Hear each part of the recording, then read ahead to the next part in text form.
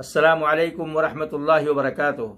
अल्हम्दुलिल्लाहि वहदा वस्सलातु वस्सलामु अला मन ला नबिय्य बअदा, अम्मा बअद, फ़अऊज़ु बिल्लाहि मिनश शैतानिर रजीम, बिस्मिल्लाहिर रहमानिर रहीम, व अतिम्मुल हज्ज वल उम्रत लिल्लाह। व यक़ूलु नबिय्यु सल्लल्लाहु अलैहि वसल्लम, ताबिउ बैनल हज्ज वल उम्रह फ़इन्नहुमा यनफ़ियानिल फ़क़्र वज़्ज़ुनूब कमा यनफ़ी अल-कीरु ख़ब्सल हदीद। बिरादरान इस्लाम, इस्लामी भाइयों और दोस्तों, मुअज़्ज़ज़ व मुकर्रम मुशाहिदीन व सामिईन, उम्रा एक अज़ीम इबादत है। दुनिया के तमाम मुसलमानों पर ज़िंदगी में एक बार फ़र्ज़ है और बार बार उम्रा करने पर उम्मत इस्लामिया को उभारा गया है, क्योंकि इससे जहाँ पर गरीबी दूर होती है वहीं पर अल्लाह ताला इस मुबारक अमल के ज़रिए से गुनाहों का भी कफ़ारा करता है। अल्लाह के नबी सल्लल्लाहु अलैहि वसल्लम ने इस मुबारक अमल के ताल्लुक़ से बड़ी फ़जीलतें बतलाई हैं कि एक रमज़ान, एक उम्रा से लेकर दूसरे उम्रा तक किए गए सारे छोटे गुनाहों को अल्लाह माफ़ फरमा देता है।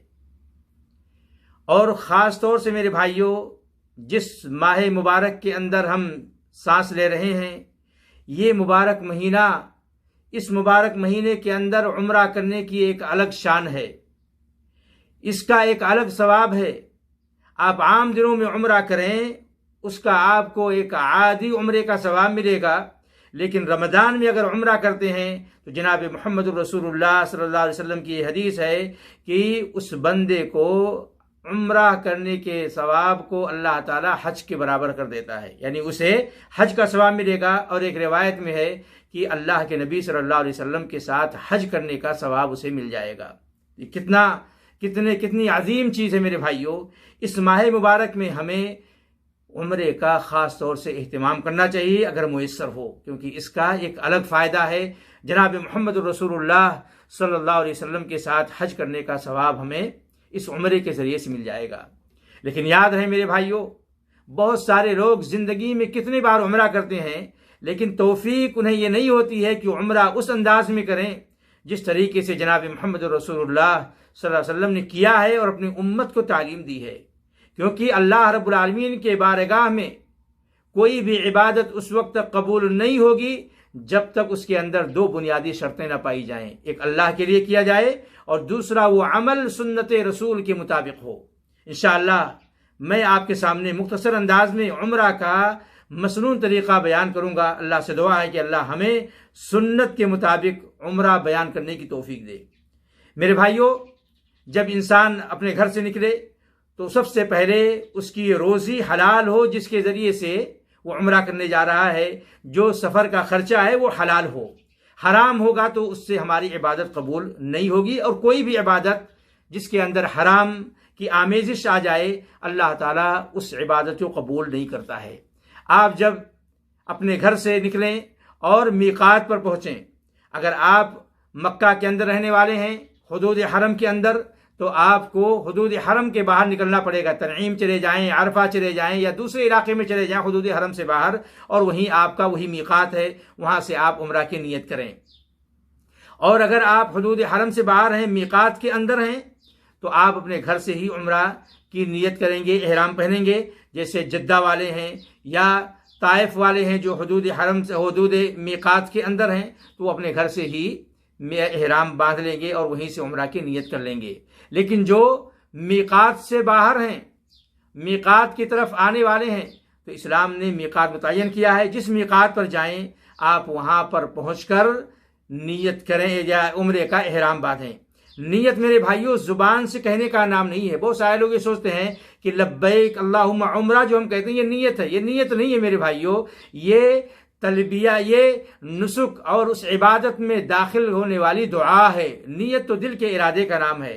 इन्नमल आमालु बिन्नियात, और नीयत दिल में होता है, जुबान से नीयत नहीं होती है। किसी भी अमल की नीयत जुबान से नहीं होती है। इसीलिए अहले इल्म ने कहा है कि किसी भी अमल में अगर इंसान जुबान से नीयत करता है, चाहे वो वजू हो, चाहे वो नमाज हो, चाहे वो हज हो, चाहे वो रोज़ा हो, जो भी इबादत है, अगर उससे जुबान से नीयत कर रहा है तो ये खिलाफ सुन्नत है। बल्कि बाद इल्म ने कहा कि ये बिदअत है।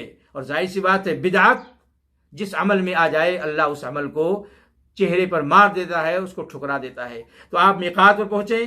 आप अगर एहराम पहले से पहने हुए हैं तो कोई बात नहीं है। अगर आप हवाई सफ़र कर रहे हैं, जहाज़ का सफ़र कर रहे हैं, तो मीक़ात से आपका गुज़र होगा। वहीं पर आप अपने इबादत के अंदर दाखिल हो जाएं, नियत कर लें और तलबिया पकाना शुरू कर दें और इस लफ्ज़ के ज़रिए से अपने उम्रे के अंदर दाखिल हों। लब्बैक अल्लाहुम्मा उम्रा अगर अपने तरफ से कर रहे हैं, और अगर आपने अपनी ज़िंदगी में एक बार उम्रा कर लिया है, दूसरी की तरफ कर रहे हैं, दूसरे की तरफ से कर रहे हैं, तो नियत करें अल्लाहुम्मा लब्बैक उम्रतन अन फुलान।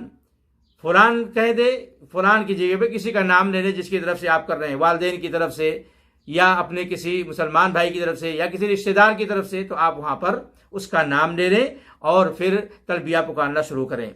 इहराम पहनने के बाद मेरे भाइयों, हमें अपना दाहिना कंधा खोलने की ज़रूरत नहीं है, जैसा कि बहुत सारे लोग करते हैं, क्योंकि कंधा खोलने का मकाम यहाँ पर नहीं है। और आप अगर किसी नमाज के वक्त मीक़ात पर पहुँचे हैं तो आप वो नमाज पढ़ें, या अगर मस्जिद में जा रहे हैं तो तहियतुल मस्जिद पढ़ें, तहियतुल वज़ू पढ़ें। उसके बाद आप उम्रे की नियत करें, चाहे उस मस्जिद से ही करें या आप बाहर अपने सवारी पर आकर नियत करें और इस इबादत के अंदर दाखिल हों। और याद रहे मेरे भाइयों, जैसे ही आप एहराम पहन लेंगे, बहुत सारी चीज़ें जो आपको एहराम पहनने से पहले हलाल थी, वो आपके ऊपर हराम हो जाएंगी और आप पर पाबंदी आयद हो जाएगी। आप एहराम पहनने के बाद नियत करने से पहले आप अपने बदन पर खुशबू लगा सकते हैं, कपड़े पे नहीं, एहराम वाले कपड़े पे नहीं, बल्कि अपने जिस्म पर खुशबू लगा सकते हैं। अगर एहराम पे खुशबू लग जाए तो उसको धुलना पड़ेगा। जब आप एहराम पहन लें, नियत हो जाए, नुसुक के अंदर दाखिल हो जाएं, तो अब आप सिला हुआ कपड़ा नहीं पहन सकते हैं, आप इतर नहीं लगा सकते हैं, आप नाखून नहीं काट सकते हैं, आप बाल नहीं काट सकते हैं, आप सर नहीं ढक सकते हैं, टोपी वगैरह नहीं पहन सकते हैं। अलबत्ता अगर कोई भारी बोझ हो, बैग वगैरह हो, झोला हो, तो सर पे उठा सकता है, छतरी से अपने ऊपर साइबान और साया कर सकता है। अगर गर्मी का मौसम हो या इसी तरीके से कोई परेशानी हो तो इंसान अपने सर के ऊपर छतरी भी रख सकता है। याद रहे मेरे भाइयों, एहराम पहनने के बाद आप अपने सर को नहीं ढक सकते हैं, शादी ब्याह का पैगाम आप नहीं दे सकते हैं, ये सारी चीज़ें शिकार नहीं कर सकते हैं।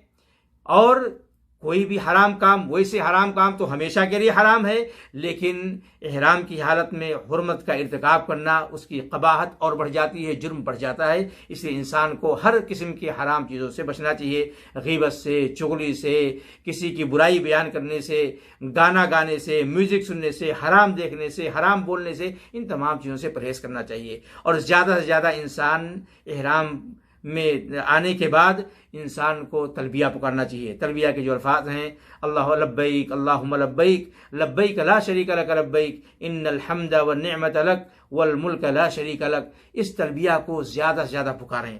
और याद रहे मेरे भाइयों, इसमें आप दुआएं भी कर सकते हैं, ज़िक्र व अस्कार में मशगूल रहें, कुरान की तिलावत में मशगूल रहें, लायानी बातों में इंसान न फंस करके ज़िक्र में, इबादत में, इस मुबारक सफ़र में करता रहे, ताकि उसके नाम आमाल में नेकियां लिखी जाती रहें।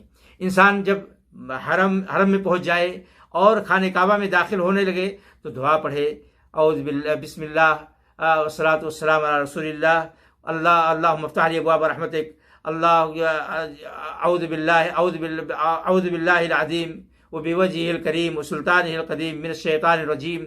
ये दुआ पढ़े और मस्जिद के अंदर दाखिल हो जाए। खाने काबा देखने के बाद तलबिया को बंद कर दे, और जब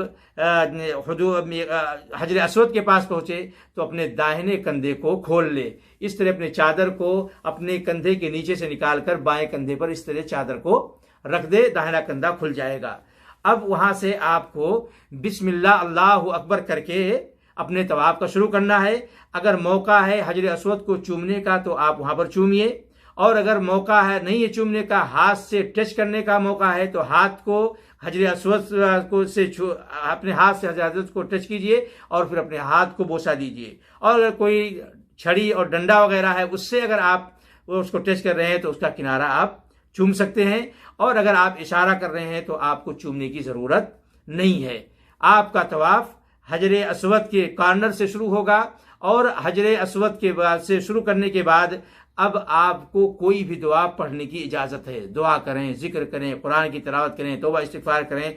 हर चक्कर के लिए कोई ख़ास दुआ अल्लाह के नबी से साबित नहीं है। बहुत सारे लोग इस मसनूई और बनावटी दुआ का एहतमाम करने के चक्कर में अपनी ज़रूरतें अल्लाह के सामने नहीं रख पाते हैं और जो दुआ उनको करना है इस बनावटी दुआ के चक्कर में अपने रब से वो दुआ करना भूल जाते हैं। तो मेरे भाइयों, आपको मसनून दुआएं याद हैं तो मसनून दुआ करें, वरना अपनी जुबान में दुआ करें।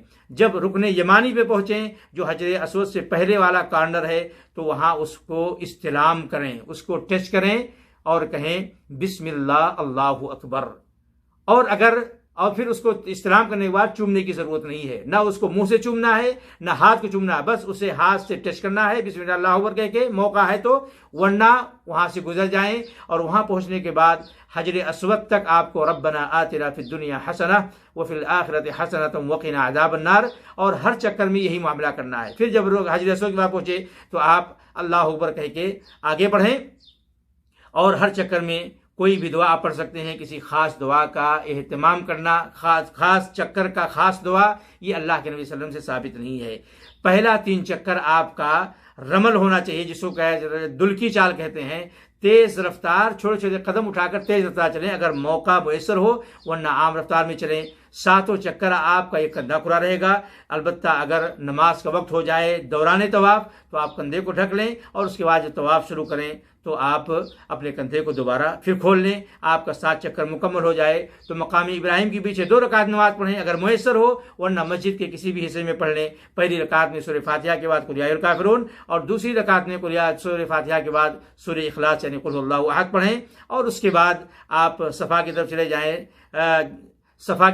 जाएं, सफ़ा मरवा का सही करने के लिए सफ़ा पर जाएं। सफ़ा पर चढ़ने के वक्त पढ़ें अब्दउ बिमा बदा अल्लाहु बिही इन्न सफ़ा वल मरवत मिन शआइरिल्लाह फमन हज्जल बैत अब इअतमर फला जुनाह अलैहि अन यतौफ बिहिमा फमन ततव्वअ खैरन फइन्नल्लाह शाकिरुन अलीम। ये दुआ पर कुरान की आयत पढ़े और उसके बाद सफ़ा पर चढ़ने के बाद किबला रुख हो, खाने काबा की तरफ अपना चेहरा करे, हाथ उठाए और दुआ करे अल्लाहु अकबर अल्लाहु अकबर ला इलाहा इल्लल्लाह अल्लाहु अकबर वलिल्लाहिल हम्द ला इलाहा इल्लल्लाह वहदहु ला शरीका लह लहुल मुल्कु व लहुल हम्द व हुवा अला कुल्लि शैइन क़दीर ला इलाहा इल्लल्लाह वहदहु अंजज़ वअदहु व नसर अब्दहु व हज़मल अहज़ाब वहदा। ये दुआ 3 बार पढ़ना है और हर बार के पढ़ने के बाद कोई दुआ और भी आप कर सकते हैं।